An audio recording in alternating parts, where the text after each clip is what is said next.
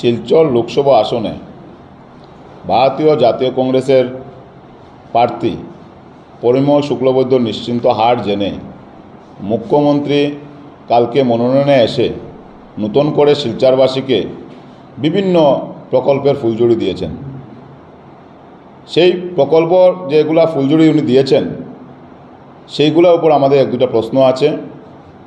আমরা ইচ্ছা করলে প্রত্যেকটা ওনার যে ফুলঝুরি দিয়েছেন প্রত্যেকটার মধ্যে আমরা প্রশ্ন আছে। উনি বলেছেন যে ডিবুটার সমস্যা উনি 6 মাসের ভিতরে সমাধান করে দেবেন। 2019-এর আগে নির্বাচনের সময় এসে অমিত শাহ বলেছিলেন যে ডিবুটারের যে সমস্যা সেটা পার্মানেন্টলি সমাধান করা হবে। আজকে আবার 5 বছর পরে মুখ্যমন্ত্রী এসে আবার নতুন করে প্রতিশ্রুতি দিচ্ছেন। তা আমরা কার প্রতিশ্রুতি সত্য বলে ধরবো? বরাকবাসী। আপনার কেন্দ্রীয় মন্ত্রী এসে বলছেন, গৃহমন্ত্রী এসে বলছেন যে ডিবুটার সমস্যা সমাধান করে দেবেন। 5 বছর চলে গেল, মানুষকে বোকা বানিয়ে আবার আপনি আবার নতুন করে ললিপপ নিয়ে আসছেন।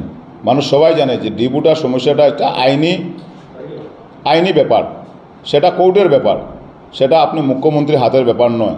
আর এইভাবে মানুষকে এসে বরাক উপত্যকার মানুষকে আপনারা বোকা ভাববেন না। বরাক উপত্যকার মানুষ শান্ত, ভদ্র, শিক্ষিত। বরাক উপত্যকার মানুষকে বারবার এসে আপনি বিভিন্ন নতুন নতুন কথা বলে, নতুন নতুন প্রতিশ্রুতি দিয়ে বরাক উপত্যকার মানুষকে আর আপনি বোকা বানাতে পারবেন না।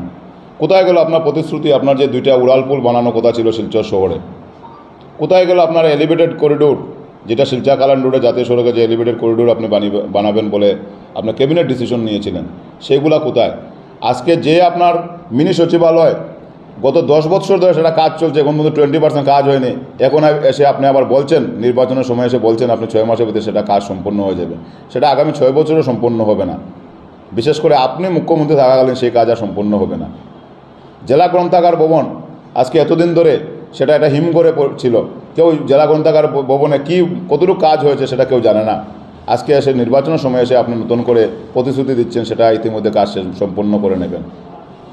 আজকে যেভাবে স্থানীয় বেকারদের সাথে আপনি যে বৈষম্যমূলক আচরণ করেছেন, বিশেষ করে এটা যুগ যুগ ধরে প্রথা চলে এসেছিল যে 3য় শ্রেণী এবং 4র্থ শ্রেণীর ছেলেমেয়েরা, মানে আসনগুলা লোকাল স্থানীয় ছেলেমেয়েরা, বেকার যুবক যুবতীরা চাকরি পায়। কিন্তু আজকে দেখা যাচ্ছে আপনার আমলে, আপনি মুখ্যমন্ত্রী থাকার আমলে এই 3য় শ্রেণী এবং 4র্থ শ্রেণীর চাকরিটাও আপনার ব্রহ্মপুত্র উপত্যকা থেকে এসে এখানে মানুষ চাকরি করছে। আমরা ব্রহ্মপুত্র উপত্যকাতে আসলে আমাদের কোনো ইয়ে নেই, কিন্তু আমাদের স্থানীয় বেকাররা কোথায় যাবে সেটা নিয়ে কি আপনি একবার ভেবেছেন? আপনি প্রতিশ্রুতি দিয়েছিলেন মুখ্যমন্ত্রী হওয়ার আগে, নির্বাচনী প্রতিশ্রুতি ছিল আপনার বছরে 2 লক্ষ চাকরি দেবেন। আজকে আপনার 3 বছর সম্পূর্ণ হওয়ার পর 88,000 চাকরি দিয়েছেন। সেটার মধ্যে 2% চাকরি বরাক উপত্যকার মানুষ পায়নি। আজকে বরাক উপত্যকায় বিশেষ করে আপনি যেভাবে রাজনৈতিকভাবে বৈষম্য স্বীকার করেছেন, আজকে যেভাবে আমাদের 2টা আসন কর্তন হয়েছে ডিলিমিটেশনের সময়, সেগুলো মুখ্য জবাব আপনাকে 26 তারিখ বরাক উপত্যকাবাসী আপনাদেরকে দেবে। এবং সেটা মুখ্যমন্ত্রী ভালো করে বুঝেছেন।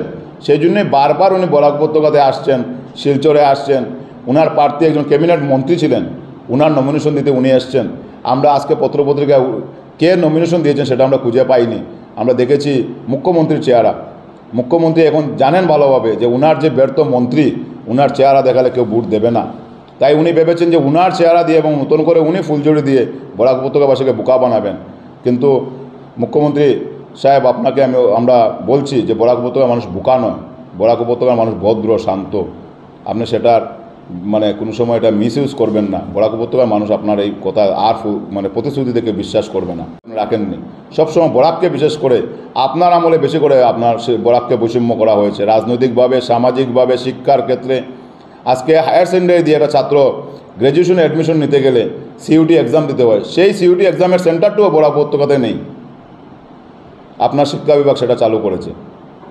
মানুষকে, বরাক উপত্যকার মানুষকে যেভাবে আপনি হয়রানি স্বীকার করছেন, আজকে সমগ্র আসামে জায়গা কেনা বেচা হয়, সাব রেজিস্ট্রার অফিস খোলা, কিন্তু আমার শিলচরে আজকে 3 মাস ধরে সাব রেজিস্ট্রার অফিস বন্ধ। সাধারণ গরিব মানুষ সেই তার জায়গা বিক্রি করে হয়তো কেউ ট্রিটমেন্ট করায়, কেউ হয়তো কন্যা বিয়া দেয়, কেউ হয়তো বিভিন্ন ঘর বানায়, বিভিন্ন কাজে ওনারা জায়গা বিক্রি করেন। কিন্তু আজকে সেই জায়গাটাও 3 মাস ধরে বিক্রি করতে পারছেন না। কোটি কোটি টাকা রাজস্ব মার কাছে রাজ্য সরকারের। তারপরে কী স্বার্থে এটা বন্ধ করে রাখা হলো আজকে মানুষ জানতে চায়। সেই জন্য আপনার এইসব নতুন করে ফুলঝুরি, নতুন করে প্রতিশ্রুতি বরাক উপত্যকার মানুষ বিশ্বাস করবে না। আপনি যেভাবে জানেন যে আপনার মন্ত্রী যেভাবে ব্যর্থ মন্ত্রীকে আপনি সাংসদের প্রার্থী করে দিচ্ছেন, ঠিক সেইভাবে আপনার ফুলঝুরি যে মিথ্যা ফুলঝুরি, মিথ্যা প্রতিশ্রুতি, সেটা মানুষ বুঝে নিয়েছেন।